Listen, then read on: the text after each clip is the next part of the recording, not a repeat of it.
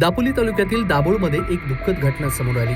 रत्नागिरी जिल्हा मध्यवर्ती सहकारी बँकेच्या दाभोळ शाखेत व्यवस्थापक असलेल्या 49 वर्षीय मॅनेजरचा ड्युटीवर जात असताना चक्कर येऊन मृत्यू झाल्याची हृदयद्रावक घटना घडलेली आहे। चंद्रशेखर महादेव घराटे असं मृत्यू झालेल्या बँक अधिकाऱ्यांचं नाव आहे। चंद्रशेखर महादेव घराटे हे मूळचे चिपळूण तालुक्यातील खेर्डी येथील आहेत। ते नेहमीप्रमाणे रत्नागिरी जिल्हा मध्यवर्ती सहकारी बँकेच्या दाभोळ शाखेत येण्यासाठी प्रवास करत होते। यासाठी ते नेहमीप्रमाणे गुहागर शृंगारतळी मार्गे दाभोळ फेरीबोट या मार्गाने दाभोळ येथे येत होते। याच प्रवासादरम्यान त्यांना फेरीबोटमध्ये असताना अचानक चक्कर आली आणि त्यानंतर त्यांना तात्काळ दाभोळ येथील डॉक्टर ऋषिकेश केतकर यांच्या हॉस्पिटलमध्ये दाखल करण्यात आलं। मात्र डॉक्टर ऋषिकेश केतकर यांनी त्यांना तपासून मृत घोषित केलं। ही सगळी घटना 29 डिसेंबर रोजी 10 ते 11:30 दरम्यान घडली।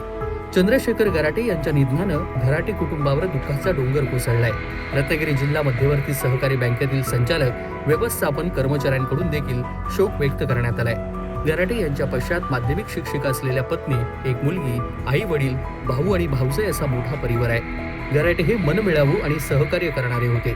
त्यांची 4 महिन्यापूर्वीच रत्नागिरी जिल्हा मध्यवर्ती सहकारी बँकेच्या दापोली तालुक्यातील दाभोळ येथील शाखेत बदली झाली होती। तेव्हापासूनच ते दाभोळ येथे व्यवस्थापक म्हणून कार्यरत होते।